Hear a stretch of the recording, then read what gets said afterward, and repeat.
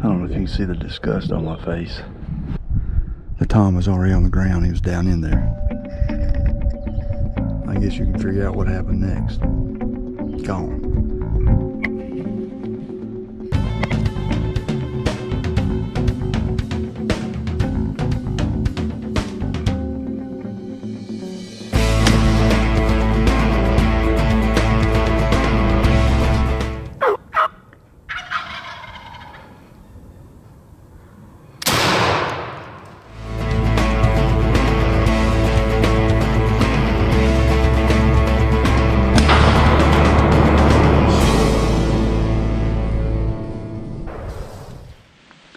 Okay, I'm back with this doe that I shot this morning.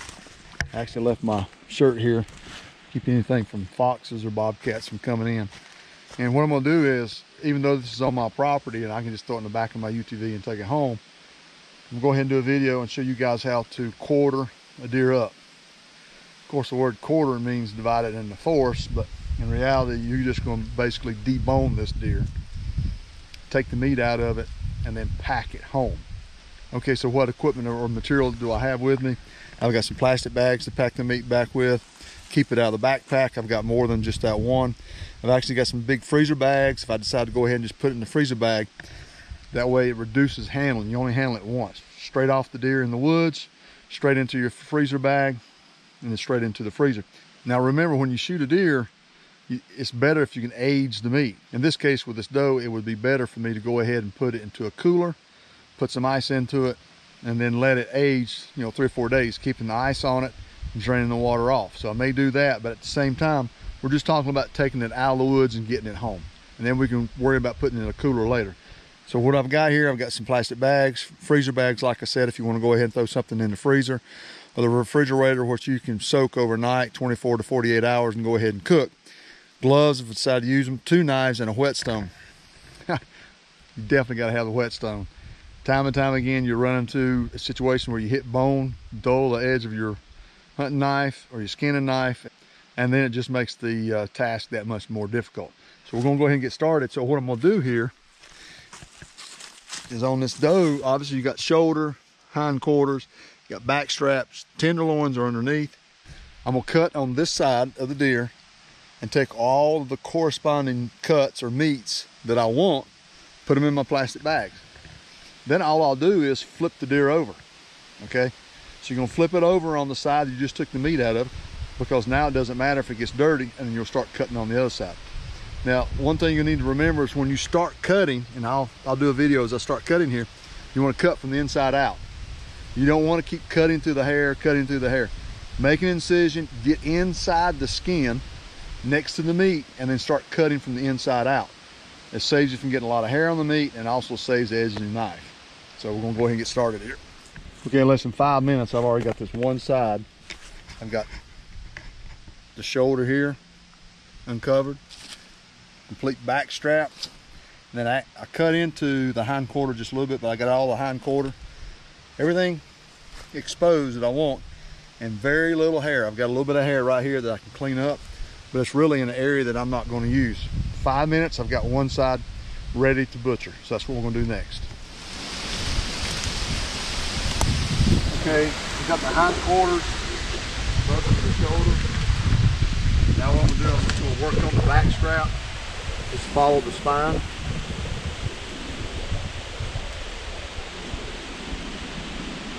Try to keep your blade against it.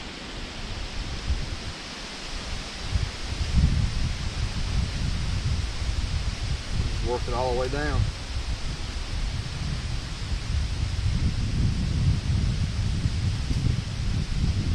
Make a perpendicular cut to that.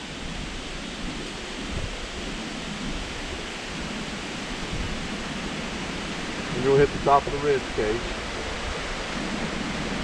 And just start following the bone.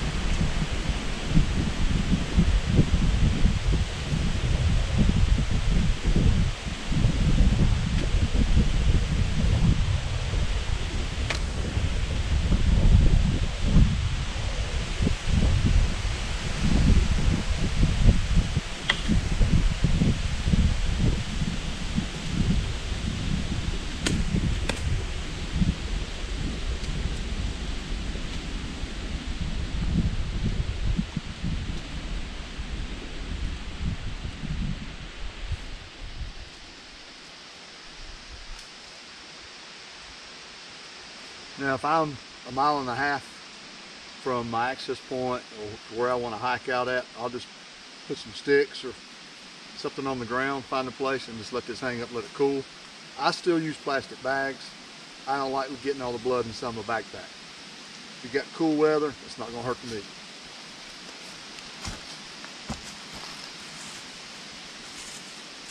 Okay, I finished with the other side, and now just flip the dough over.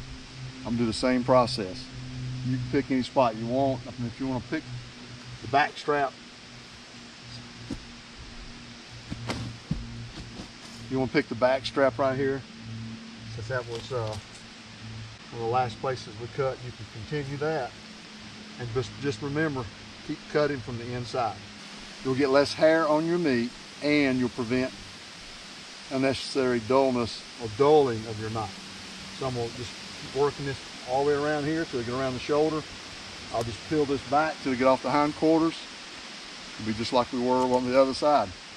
You get all this put in your plastic bags. I've got this in the plastic bag here.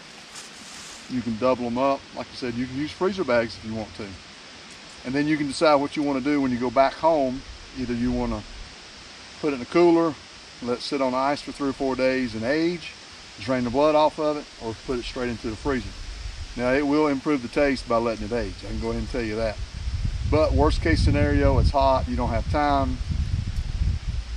You want to go ahead and put it in the freezer. When you take it out and get ready to prepare it, soak it 24 to 48 hours. I use salt water and vinegar. You can go online and find any type of soaking recipes or marinade recipes, whatever you prefer, you know, to fit your taste buds. But I look at it from the standpoint, I want to draw as much blood out, and I want to tenderize it.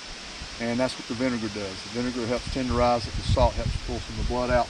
I'll drain the water off every day, put fresh water back in it, tablespoon of vinegar, and then some salt. So I'm gonna finish this deer up, and that's basically the process. And then with these plastic bags, you can put it in your backpack, and you don't have to worry about getting blood all in your backpack. And it saves it. Or getting it on your clothes. It's like, you know, I've got blood all over these clothes right here. You want to prevent that as much as possible, okay? And the main thing is, take your time, enjoy this. I mean, put a lot of hard work into harvesting the deer, so take your time, get as much meat as you can off the deer. Like I said before, I like deer meat. If it's prepared properly, it's really good. So I'm going to continue and finish this doe out. Then I'll dispose of the remains. I'm on my private land, so I'm good there. But I've already tagged the deer. Just want to let you guys know that. In my state, you have to tag it before you start doing any type of butchering or if you move it, okay? So follow your state's guidelines, whatever they are, for doing the tagging process of your animal. So that's basically the video on quartering, and I say that kind of tongue-in-cheek because you're really not quartering. You're actually just deboning the doe or the buck, and you're taking as much meat back as possible with you. This is basically what's called in the field butchering. So that's what this is basically called. That's what I call it. And to me, it's the simplest way. I used to drag deer out, and once you drag them, you know, a mile and a half, the whole one side of their hair is gone, and you've ruined the meat on that one side. So it's a lot easier to do it this way. Put it in your backpack. Just be prepared. Like I said, take all the necessary tools that you need to butcher it properly. I've got to actually sharpen my knife again. I've got my whetstone there so I can sharpen that and continue on with the process. All right, so I'm getting ready to take out the back strap here. Make a cut along the spine. I've already done that. Follow the bone all the way down till it ends. Make another cut, then go deep all the way through.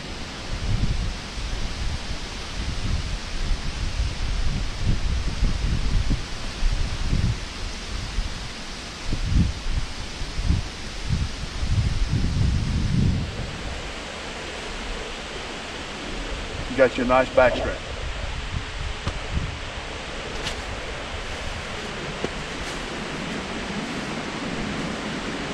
Put that in my plastic bag, and I'm good to go. Hey, we got the dough, we got meat in the freezer. I may even take some of this straight to the refrigerator and soak it, season it, and throw it in the frying pan and enjoy my first harvest of the year. So we'll see you next time.